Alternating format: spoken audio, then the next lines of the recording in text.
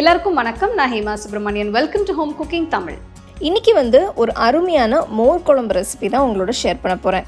So வாங்க இந்த recipe எப்படி செய்கிறதுன்னு பார்க்கலாம். மோர் குழம்பு செய்ய முதல்ல அதுக்கு தேவையான மசாலா அரைச்சிக்கலாம்.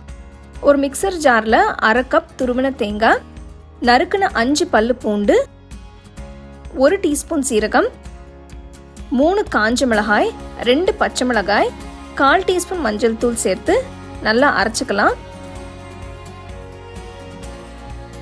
கொஞ்சம் தண்ணி சேர்த்து நல்லா விழுத அரைச்சிக்கோங்க.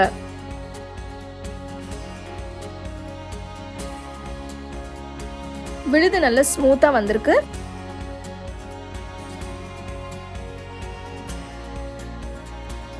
ஒரு பாத்திரத்துல 1/2 லிட்டர் தயிர் எடுத்து வச்சிருக்கேன். அது கூட நம்ம அரைச்ச விழுத சேர்த்துக்கலாம். அரைச்ச விழுதும் தயிரும் நல்லா மிக்ஸ் ஆகிற மாதிரி கலந்து விட்டு தேவையான அளவு தண்ணியை ஊற்றி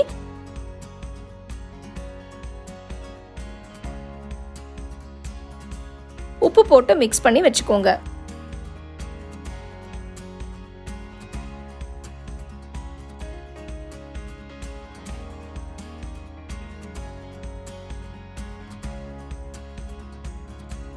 தாளிக்க நான் ஒரு பேனில் தேங்காய் எண்ணெய் சேர்க்குறேன்.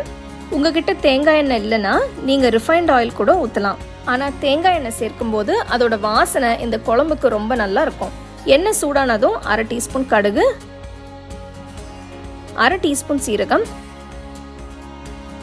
கொஞ்சம் பெருங்காயத்தூள், 1 காஞ்ச மிளகாய், கொஞ்சம் கருவேப்பிலை, பொடியை நறுக்குன ஒரு சின்ன துண்டு இஞ்சி, பொடியை நறுக்குன ஒரு பெரிய வெங்காயம் சேர்த்து நல்லா மிக்ஸ் பண்ணுங்க.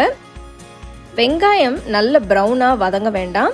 சும்மா 1 நிமிஷம் கலர் மாறுற அளவுக்கு வதங்கினா போதும். இப்போ ஸ்டோவை ஆஃப் பண்ணிவிட்டு நம்ம கலந்து வச்சிருக்கிற தயிரை எடுத்து கடாயில் ஊற்றி நல்லா கலந்து விடுங்க. இதை செய்யும்போது ஸ்டோவை ஆஃப் பண்ணிவிட்டு செய்யுங்க. தயிர் கொதிச்சா குழம்பு திரிஞ்சிரும். இப்போ டேஸ்ட் பார்த்துட்டு உப்பு தேவைப்பட்டால் சேர்த்துக்கலாம். இப்போது சுவையான மோர் குழம்பு தயார். சூடான சாதத்தோட பரிமாறுங்க. மோர் குழம்பு செய்ய ஒரு முக்கியமான டிப் என்னன்னா, தயிர் ரொம்ப ஃப்ரெஷ்ஷாக இனிப்பாக இருக்கக்கூடாது. கொஞ்சம் புளிப்பு இருக்கிற தயிர் தான் மோர் குழம்புக்கு நல்லாயிருக்கும். ரொம்ப ஈஸியாக சிம்பிளாக செய்யக்கூடிய மோர் குழம்பு எப்படி செய்யறதுன்னு பார்த்தீங்க. ஸோ நம்ம இந்த வெயில் காலத்தில் தயிர் மோருக்கு பதிலாக இந்த மாதிரி கொஞ்சம் வித்தியாசமாக நீங்கள் மோர் குழம்பு வச்சு சாப்பிட்லாம். ரொம்ப டேஸ்ட்டாக ரொம்ப நல்லாயிருக்கும். ஸோ கண்டிப்பாக இந்த ரெசிபி நீங்கள் ட்ரை பண்ணி உங்கள் ஃபேமிலி ஃப்ரெண்ட்ஸோட ஷேர் பண்ணுங்கள்.